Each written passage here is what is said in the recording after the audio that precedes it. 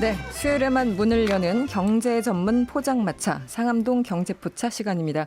7월 칠성날 저녁 경제포차 열어줄 요리사 세 분을 소개해드릴게요. 먼저 이데일리 안승찬 기자, 무탈하게 지내셨습니까? 네.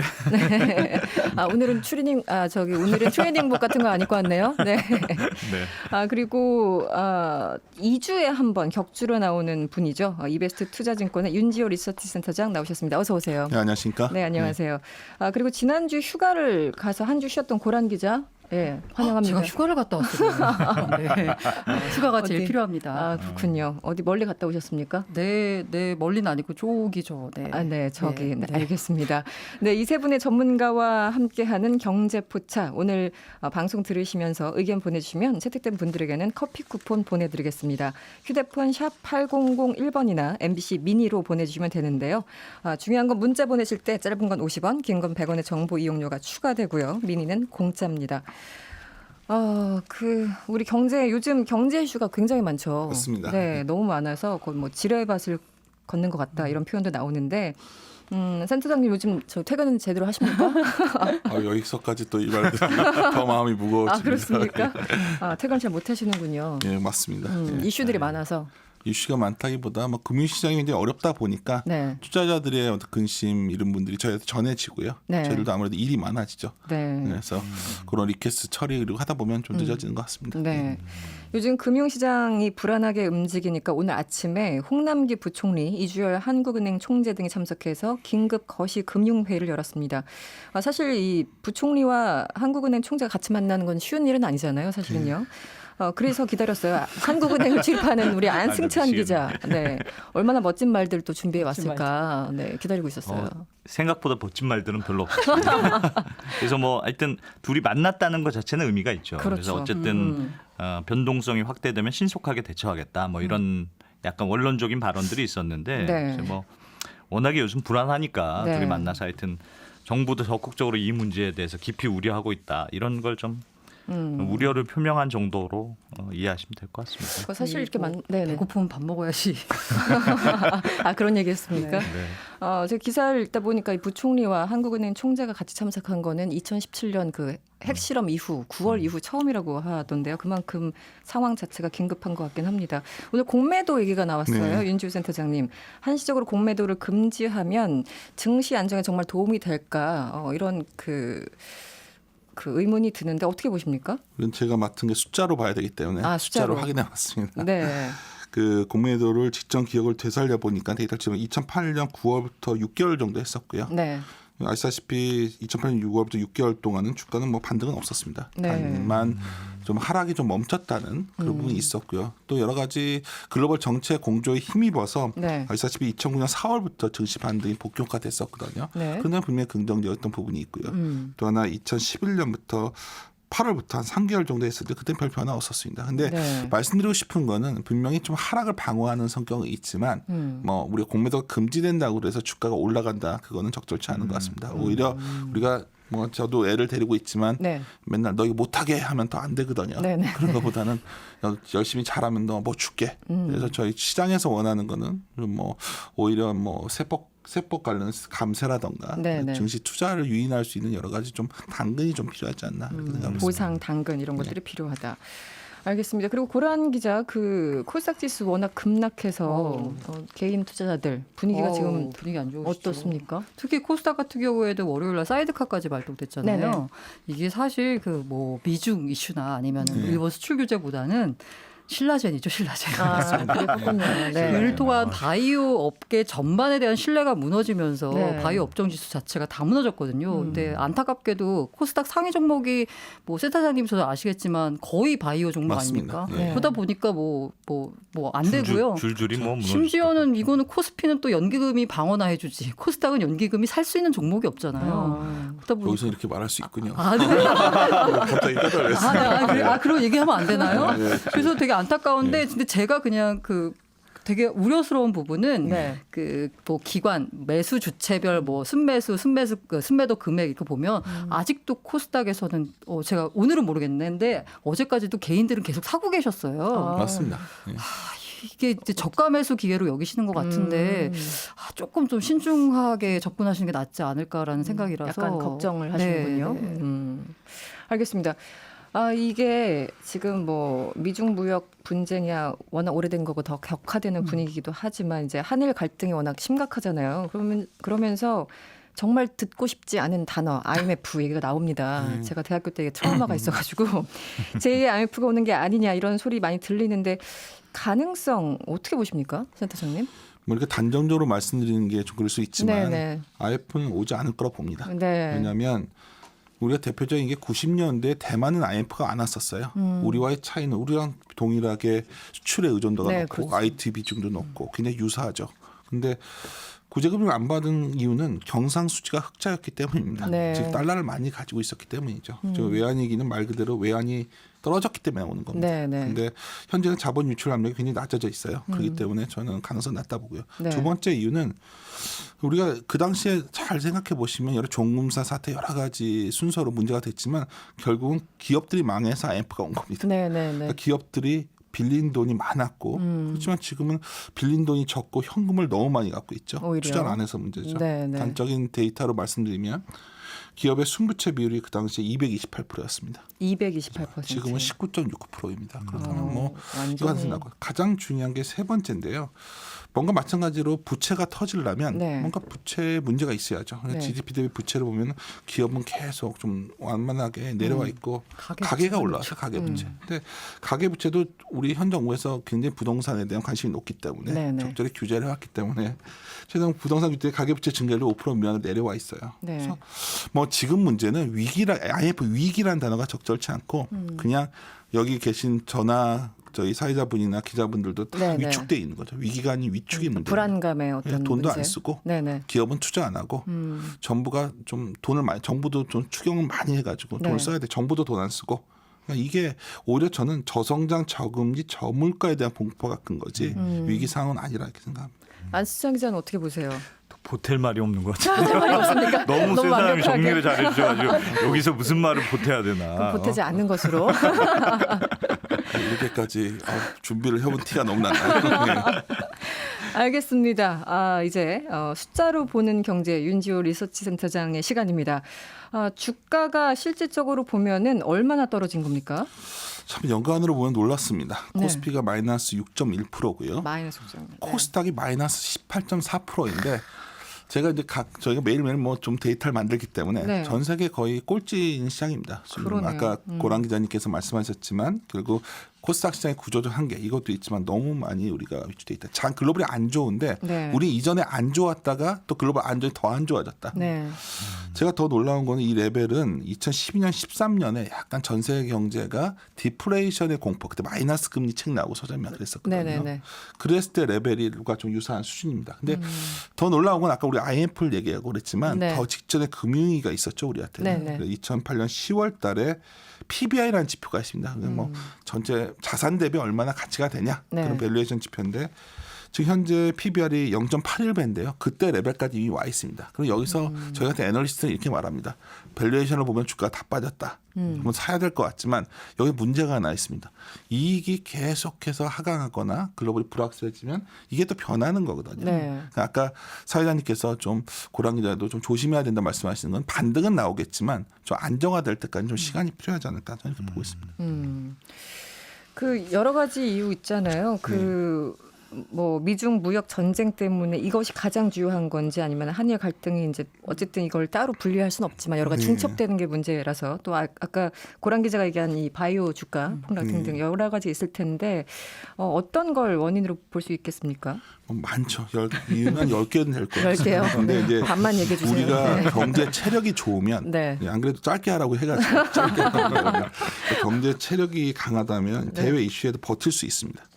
근데 우리가 뭔가 체력이 좀 약화된 상황이거든요. 네. 이유는 뭐 나쁜 건 아닙니다. 우리가 장기적으로 국가 경제를 좀 구조적으로 변화를 시도하다 보니 네. 좀 체력이 약해져 있는데 이게 글로벌하게 충격이 오니까 더 크게 느껴지는 겁니다. 네. 또 하나 아까 오늘 사실 적절한 지적이셨는데 고랑 기자님이 수급 얘기해서 정말 이게 큽니다. 사실 증시에는. 왜냐하면 원달러 환율이 1,200원 넘어가니까 일부 외국인들은 야 이거 가만히 있으면 손해 보니까 네. 코스피는 팔고요. 또 하나는 당장 중미국이 갈때 위안화가 7위안 붕괴되니까 이거 뭐 좀 문제 있지 않을까? 거기다가 아마 다음 주부터 뉴스가 많이 나올 것 같은데 이번 주 지나면 8월 28일 아침이 되면 MSCI 비중 조절이 됩니다. 그래서 우리 증시 비중을 좀 줄이고 네. 중국과 사우디 비중을 늘리거든요. 중국하고 외국인들은 사우디. 이번 주에 좀 네. 줄이겠죠. 뭐 이런 것들에다가 가장 중요한 거는 코스닥 왜 이렇게 빠졌냐? 바이오가 가져와서 신용의 문제, 외상 거래가 많이 문제가 되어 있기 때문에 네네. 걱정되는 건 아까 지적하신 것처럼 계속 좀 외상 거래를 여전히 줄지 않고 있어서 아직도. 근데 많이 좀 완화된 거 보면 반등은 나올 텐데 여전히 부담스럽다 이렇게 말씀드릴 수 있을 것 같습니다. 네. 일본이 결국은 화이트리스트에서 우리나라를 제외하는 시행령을 공포를 했어요. 이 조치가 이제 기업마다 또 좀 상황이 다르겠지만 어찌 됐든 영향이 좀 클까요? 어떻습니까? 당장 이게 단기 장기를 경제적 봐야 되겠지만. 효과를 확인하면 시간이 걸릴 겁니다. 네. 뭐 장기적인 이슈고요. 뭐 여러 예도 있지만 그냥 단순하게 말씀드리면 일시적 흔들림이 있어도 대체 수요가 없는 건 아니거든요. 방법이. 네네. 그래서 판단이 굉장히 어렵습니다. 네. 근데 제가 드리고 싶은 말씀은 화이트리스트에 포함된 국가에 아시아 국가는 없습니다. 우리만 있었어요 원래. 그렇죠. 그렇기 그렇죠. 때문에 네. 일본이 수입이 줄어들면 마치 대만이나 중국이 우리가 따라잡을 것이다. 이것도 적절치 않습니다. 네. 그러니까 제가 드리는 과도한 말씀은 우려다. 그렇죠. 과도한 우려도 많이 반영돼 있어. 아까 그냥 말을 그랬는데 가장 큰 이슈는 미중 무역 분쟁 이슈가 그게 컸지. 가장 크다. 하여튼 이슈는 그렇게 증시에 아주 엄청난 이슈는 아니었다. 단기적으로. 오늘 마침 이 시행령 공포 나온 네, 걸 네, 보니까 추가적으로 제품이 들어간 건 아니어서 품목이 들어간 건 아니어서 다만 빠진 거. 그래서 좀 조금 속도 조절을 하는 것은 아닌가. 그나마 다행이다. 그 신용평가 회사죠. 무디스는 일본의 조치가 수출 금지로 격화하지 않는 한 대부분 한국 기업이 감당 가능한 수준이 될 것이다. 실제 이렇게 보고 있습니까? 국내 증권사들은 어때요? 저도 이거 동일한 생각을 갖고 있는데요. 네. 그럼에도 불구하고 워낙 불확실성이 커지고 있기 때문에 글로벌 IB들도 사실 한국에 대한 것을 좀 불확실성이 커지고 있고 네. 좀 조심스러운 의견으로 좀 비중 조절을 좀 하고 있는 상황입니다. 그렇습니까? 그 이번 증시가 더 하락한 원인 중에 아까 언급했지만 바이오 기업들 이게 딱 한 기업만 문제가 돼서 이렇게 확 빠지는 건지 아니면 그 옆에 주변에 있는 다른 이 바이오 관련 기업들이 전반적으로 좀 어려운 건지 어떤 상황인가요? 먼저 말씀드리고 싶은 거는 네. 어제 종가 기준으로 코스닥에서 헬스케어 비중이 24%고요. 24%. 예, 가장 높았던 때는 40%였습니다. 셀티온이 넘어오기 전에. 어쩌면 코스닥이 저런 거는 정말 고랑님 지적하신 대로 바이오 헬스케어 주장 중요하고요. 사실 거기서 문제가 된 거는 바이오텍 기업들입니다. 네. 바이오텍 기업들은 뭐냐면은 신약에 대한 아이디어를 갖고서 설립된 기업들입니다. 네. 그래서 일반적인 밸류에이션 기법을 쓸 수가 없고요. 보통 파이프라인이라고 신약 라인들 같이 합사이라는 방식으로 기업 가치를 측정하기 때문에 네. 사실 이번 신라젠이 같은 건 또 피어 기업들의 임상 실패, 파이프라인 가치가 급락하면 네. 갑자기 이 바이오텍 기업 전반적으로 불안감이 확대되는 거죠. 다른 것들도 파이프라인 가치가 급락할 수 있고 또 사실 굉장히 좀 확 없어질 수가 있고 가치 자체가. 네. 그래서 이제 약간 구별하셔야 되는 게 바이오텍의 파이프라인 가치 합산하는 기법을 이해하시면 밸류에이션 상황이 굉장히 비싸져 있다는 거죠. 그래서 이게 단기에 끝날 것 같지는 않습니다. 왜냐하면 우리가 삼상이라는 파이프라인 가치가 다 의심을 하기 시작했기 때문에 네네. 아까 저도 고랑 기자님 지적 굉장히 동의하는 게 그럼에도 불구하고 공격적으로 계속 매수가 나와서 사는 사람. 좀 조심스럽다. 그건 다시 한번 강조드리고 싶습니다. 알겠습니다. 상암동 경제포차 이어가고 있고요. 안수찬 기자 오늘도 헤드라인을 준비해 오셨죠? 네. 들어볼까요? 네. 그 첫 번째 소식은 삼성전자가 이제 반도체 생산 공장에 들어가는 일본산 소재를 국내산이나 유럽, 미국 이런 제3국에서 생산하는 소재로 모두 교체하겠다. 네. 이런 뉴스가 있었습니다. 그러니까 한마디로 탈일본 생산 원칙 네. 선언한 셈인데 이 의미에 대해서는 이 고란 기자가 자세히 일단 설명해드릴 예정입니다. 뭔가 던지는 분위기. 네. 미루는 분위기. 네. 다음은 미국과 중국 싸움이네요. 그렇습니다. 네. 미국 중국의 싸움이 지금 관세 전쟁에서 환율 문제로까지 지금 확대가 됐는데 네. 중국동 위안화 환율이 달러당 7위안을 넘어서니까 이제 미국이 중국을 환율 조작국으로 전격 지정하면서 지금 파장이 네네. 커지고 있는데요. 네. 이에 대해서는 제가 좀 이따가 설명드리겠습니다. 네. 다음은 김현미 장관이 지난 6월에 이 분양가 상한제를 언급을 공개적으로 했는데 이제 뭐가 나오나 봅니다. 그렇습니다. 원래는 이게 이제 이번 주에 원래 발표될 예정이었는데 네. 이제 요즘 일본과 갈등 문제 뭐 여러 가지 이슈들이 있으니까 네. 정치권에서 조금 연기하는 게 맞는 거 아니냐 이런 목소리도 꽤 있었거든요. 네네네. 근데 국토교통부가 하여튼 다음 주 발표를 강행하기로 네. 결정했거든요. 네네. 다음 주가 되면 좀 구체적인 내용이 나올 것 같습니다. 다음은 KDI가 계속 우리나라 경기 안 좋다 뭐 이런 얘기입니까? 그렇습니다. 네. 국책연구기관 한국개발연구원 KDI 뭐 대표적인 연구기관인데 그렇죠. 5달 연속 지금 경기가 부진하다 이렇게 평가를 했거든요. 네. 일본의 수출 규제 또 미국의 미중 무역 갈등 이런 국제 통상 마찰이 너무 깊어지니까 우리 경제 상황이 이제 더 나빠질 수 있다 이렇게 경고한 건데 네. 시장 전문가들은 뭐 이러다가 1%대 성장률에 그치는 거 아니냐 이렇게 심지어. 우려를 하고 있습니다. 네. 네. KDI가 지난해 11월부터 올해 3월까지는 우리 경제를 둔화 이렇게 표현했었는데 그 네. 이후로 계속 부진이라는 단어를 부진으로 쓰고 바꿨죠. 있네요. 부진 평가가 계속 이어지고 있습니다. 그렇군요. 다음은 금값이 오르고 있습니까? 요즘 참 금값이 네. 핫한데 네. 경기가 나쁘면 뭐 당연히 이제 안전 자산으로 꼽히는 금을 찾게 마련인데 그렇죠. 그래서 금값이 계속 오르고 있습니다. 그래서 뉴욕 선물거래소에서 국제 금값이 2013년 이후 가장 높은 수준까지 올랐거든요. 네. 금 투자하시는 분들은 좀 그나마 위로가 될 것 같습니다. 위로가 된다. 네. 김상원님이 문자 주셨는데요. 질문 오늘 나오신 세 분께 묻고 싶은 게 있어요. 일본이 언제가 될지는 모르겠지만 결국에는 우리나라에 대한 경제 보복 조치를 철회할 거라고 생각하시는지 질문을 주셨어요. 어려운 질문인데요. 언젠가는 센터장님. 네.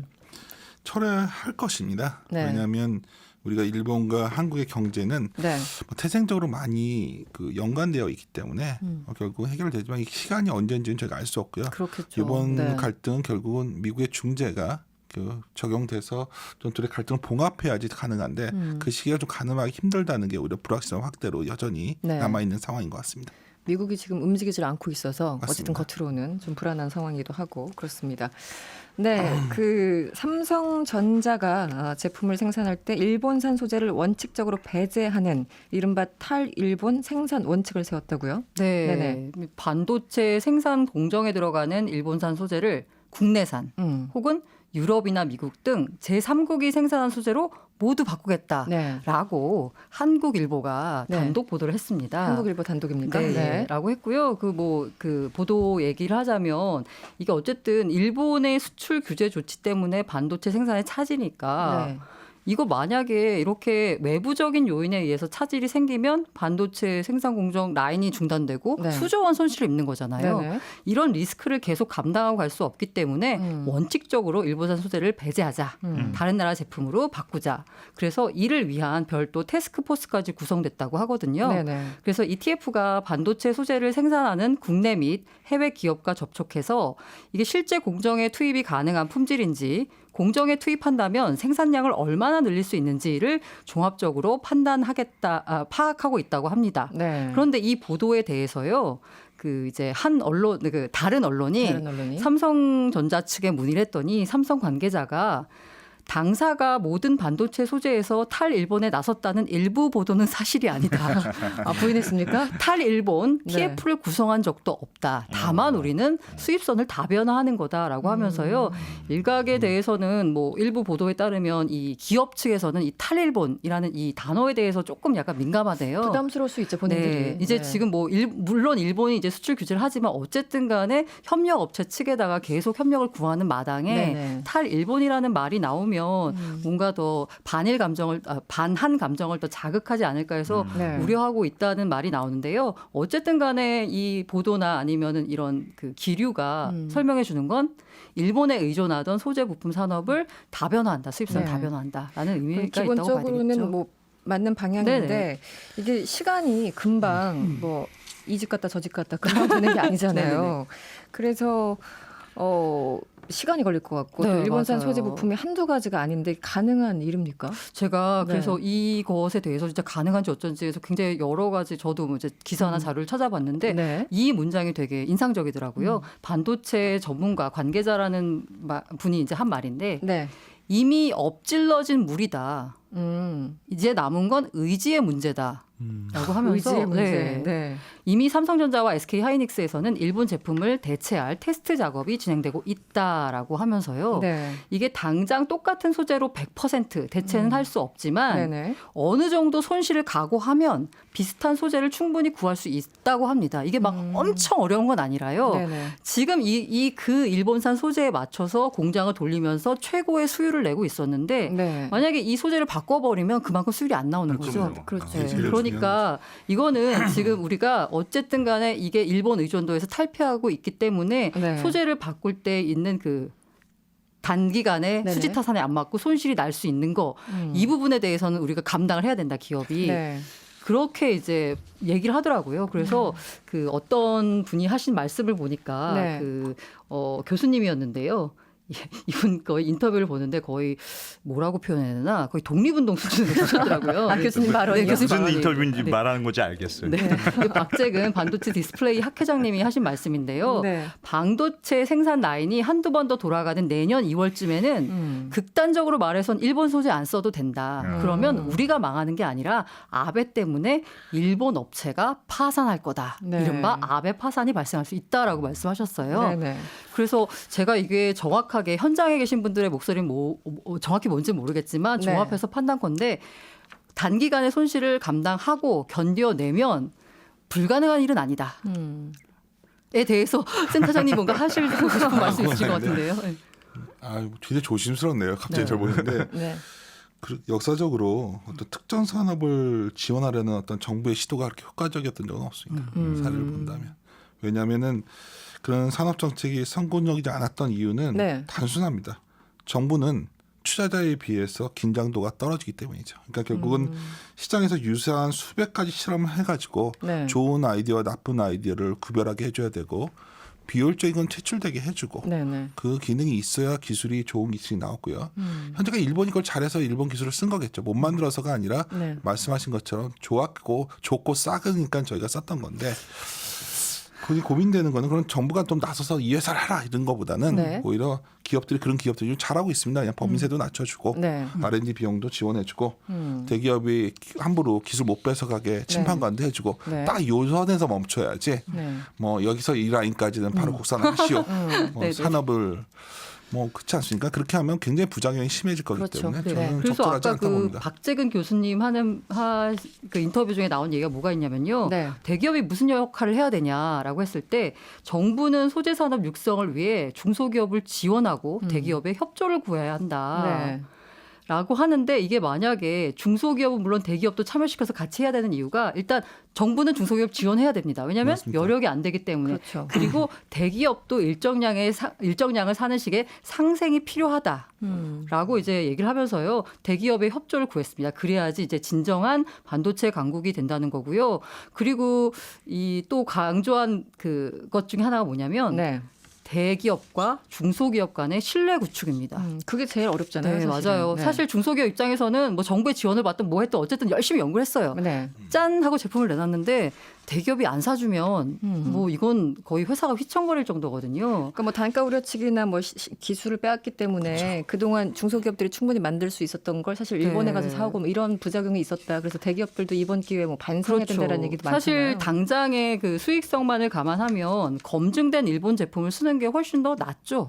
그리고 이미 그렇게 라인이 적응이 되어 왔던 거기 때문에. 네. 근데 이렇게 해서 지금 현재 그 일본산 소재에 대한 어떤 리스크가 항존한다. 네. 이게 뭐 글로벌 서플라이 체인에서 이런 일이 안 일어날 거라고 했는데 일어나 버렸잖아요. 네. 이런 상황에서는 그 플랜 B도 이제 준비를 해야 되는 거 아닌가. 네. 사실은 삼성이 그동안 보면 이 조달 문제에 있어서 그러니까 플랜 A, 플랜 B, 플랜 C 이걸 가장 신경을 많이 쓰는 대표적인 기업이거든요. 근데 네네. 지금까지 일본의 소재 비중이 높았다는 건 사실 어떻게 보면 역설적으로 그러니까 대체할 만한 게 그동안 많지 않았다는 뜻도 맞습니다. 돼요. 선택의 사실은. 폭이. 그래서 이게 이런 탈 일본까지는 뭐 했는지는 모르겠으나 어쨌든 네.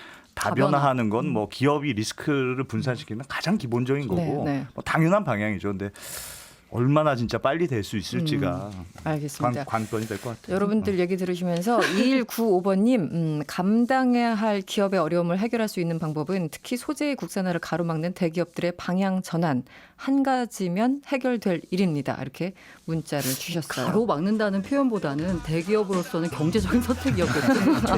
근데 이제는 경제 상황이 바뀌었으니까. 네, 그러면서 지금 힙합 음악이 네. 나오고 있어요. 네, 고란 기자 세 줄 요약 부탁드립니다. 정말 힘듭니다.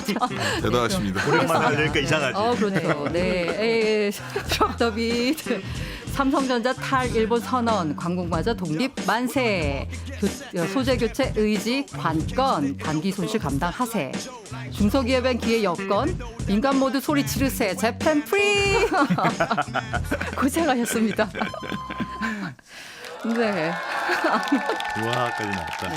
2주 만에 그 하시느라 네. 근데 약간 양이 길어진 것 같기도 하고 다음부터 조절하겠습니다. 아닙니다. 잘 들었고요. 그리고 이제는 안승찬 기자 이슈 넘어가 볼까요? 네. 이 중국 돈 위안화 이 환율이 달러당 7위안을 넘어선 것을 중국말로 포치라고 하던데. 네, 포치, 네. 깨질파 7. 파치를 이제 중국말로 포치라고 그러는 거죠. 네. 이 7위안이라는 게 어떤 숫자길래 이렇게 막 트럼프 대통령이 직접 나서서 환율 조작국으로 지정할 정도로 급한 일입니까? 네. 이게 그러니까 지난 11년 만에 이제 1달러당 7위안을 넘어선 거니까 네. 이게 오랜만이기도 오랜만인데 이제 특히 미국이 이제 화가 난 이유가 뭐냐?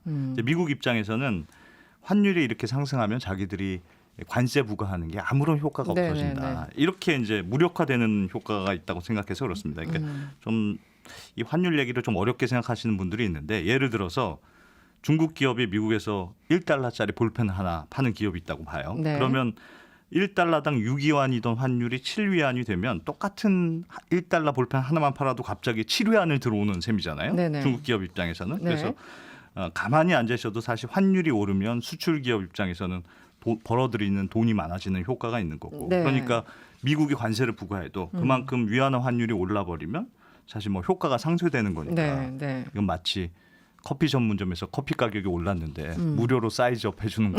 네. 그게 그거 아니냐 이렇게 느낄 수 있으니까 네. 이 미국 입장에서 이게 좀 약이 오르는 상황이다. 이렇게 볼 수 있습니다. 트럼프 대통령이 원래 이게 좀 10월인가요? 뭐 보고서가 나오면 그때 조치를 취해야 되는데 미리 했다는 얘기도 있고. 이례적으로 중간에 했죠. 네. 이 경제가 나빠지면 환율이 올라갈 수 뭐 있는데 네. 미국은 중국이 고의적으로 환율 조작한다. 뭐 근데 사실 중국이 환율 조작한다는 얘기는 하루 이틀 얘기는 아닌데 그런 예, 선이 이렇게 많았죠. 의심할 만하긴 네, 해요, 네. 사실은. 네. 예. 왜냐하면 그러니까 중국의 외환 시장이라는 게 우리나라나 뭐 대부분의 나라와 달리 관리 변동 환율제. 그래서 이게 정부가 이렇게 쥐고 있는 방식입니다. 그래서 매일 아침마다 오늘도 고시를 했는데 중국의 인민은행이 매일 아침 10시 한 30분쯤 되면 네. 우리나라 위안화는 달러당 얼마입니다. 이렇게 고시를 한단 말이에요. 그 고시된 환율에서 플러스 마이너스 2%까지만 네. 움직일 수 있으니까 네. 중국 정부가 사실은 마음만 먹으면 환율을 좀 올렸다가 내렸다가 할 수 있는 여지가 있어요. 네. 그래서 지난주에도 특히나 미국이 이제 추가 관세 부과를 결정하니까 네. 중국 인민은행이 위안화 환율을 6.9로 고시를 했거든요. 6.9. 그러니까 거의 7 바로 밑으로 그러네요. 하니까 네네네. 시장에서 바로 이제 7위안을 넘어서게 된 거고. 그러니까 오늘은 아예 6.9996 위안으로 고시를 했거든요. 네네. 그래서 뭐 한번 뒤에 거의 숫자가. 해보자 이런 분위기. 그러군요. 7위안만 안 넘었을 뿐이지 사실상 1달러당 7위안 이상으로 정부가 용인하고 있다 이렇게 볼 수 있고요. 그래서 미국 입장에서는 중국이 한번 해보자는 거구나. 네. 이렇게 받아들일 수 있습니다. 근데 이제 가장 궁금한 거는 이렇게 환율 조작국으로 이게 25년 만이라고 하는데 이게 네. 찍히면 어떤 일이 발생하는 겁니까? 이게 사실은 그거 네. 없지 않아요? 그렇습니까? 맞아요. 이미 다 사실- 하고 있잖아요. 지금. 사실은 그래요. 이게 굉장히 애매해요. 저도 이것 때문에 도대체 무슨 일이 있느냐. 네. 이론적으로는 이렇게 돼 있어요. 환율 조작국으로 지정이 되면 네. 환율 시정을 요구할 수 있다. 그래도 말을 안 들으면 뭐 해당 국가의 기업이 진출할 때 금융 지원을 금지한다든가, 뭐 미국 정부 조달 시장에 네. 뭐 진출 못하게 한다든가, 네. IMF하고 함께 환율 시장을 압박할 수 있다. 이렇게 돼 있는데 네. 이게 뭐 우리는 싫습니다. 하면 이게 그게 그래서 맞아요. 어떻게 보면 이 효과가 환율 별로. 조작국이라는 거는 네. 당신들은 나쁜 나라다 이런 네. 좀 일단 딱지를 붙이는 그래서 일종의 여론전으로 압박하는 효과가 있고요. 네. 그래서 이걸 어떻게 해석하는 분들이 있냐면 나중에 미국이 상계관세를 부과하려고 일종의 논리적인 사전 작업을 한 거다. 왜냐하면 지금 상계관세는 뭐 기업들한테 정부가 보조금을 준다든가 네. 아니면 범핑을 한다든가 이런 경우에만 이제 상계관세가 부과가 되는데 네. 지금 미국에서 환율 문제에 대해서도 상계관세를 부과할 수 있도록 법 개정을 하겠다 이렇게 밝힌 상태거든요. 아직 법 개정은 이루어지진 않았습니다만 네, 네. 그래서 환율 조작국이란 딱지를 미리 붙여놓고 네. 나중에 법 개정이 되면 상계관세를 더 세게 부과하려고 하는 것 아니냐 그런데 이런 이제 해석은 있죠. 뭐 무역 전쟁 이어서 이른바 통화 전쟁까지 가는 그런 분위기인데 트럼프 행정부 입장에서는 뭐 어떤 걸 노리는 걸까요? 이게 사실은 이 노림수라기보다는 이게 배경을 좀 이해해야 되는데 네. 왜냐하면 이 지난주 금요일에 미국이 중국하고 원래 휴전하기로 했다가 갑자기 관세를 부과하게 된 결정이 뭐냐. 네. 물론 두 미중 간의 실무 간의 협상에서 아무런 일도 없긴 없었어요. 이렇게 협상이 잘 안 되긴 했는데 네. 뉴욕타임즈 보도 같은 걸 보면 처음에 문우신 재무장관이 네. 협상이 잘 됐다. 네. 분위기가 좋았다. 이렇게 보고를 했다는 거예요. 그런데도 왜 갑자기 격분했느냐. 네. 누군지는 모르겠습니다만 네네. 백악관내한 간부들이 네. 이거 트럼프가 재선이 안 될 걸로 예상하고 어. 중국이 일부러 미적거리는 거다. 어. 내년까지. 이렇게 보고를 하니까 네. 가뜩이나 지금 트럼프 대통령이 총기 규제 때문에 네. 코너에 몰려 있는데 격분한 거 아니냐. 어. 이렇게 해석하는 분들이 많고요. 네. 또 이게 뭐 정신승리인지 모르겠는데 네. 그 트럼프가 트윗을 하면서 환율 조작국 트윗을 하면서 야 페드 듣고 있지? 네, 라고 그 이제 그 맞죠. 말도 네, 있죠. 네, 네. 어. 그래서 그 금리를 한 0.5쯤 낮추길 원했는데 2호밖에 안 낮췄잖아요. 그러니까 좀 빨리빨리 낮춰라는 네. 걸 믿는 구석 압박하기 믿는 위해서. 구석이 있었다. 알겠습니다. 그 믿는 구석 가운데 안승찬 기자 세 줄 요약 차례입니다. 네. 가뜩이나 아베 때문에 골머리 아픈데 덩치 큰 미국 중국 환율 전쟁까지 겹쳤구나. 가운데 낀 한국은 언제 한번 허리를 펴볼고. 네, 오늘도 잘 들었습니다. 아쉽게도 헤어져야 될 시간이고요. 이베스트 투자증권의 윤지호 리서치센터장, 블록체인 미디어 조인드의 고란 기자, 그리고 이데일리 안승찬 기자와 함께했습니다. 오늘 고맙습니다. 네, 고맙습니다. 감사합니다. 여러분의 퇴근길을 꽉 채워드립니다. 평일 저녁 6시 5분 이승원의 세계는 그리고 우리는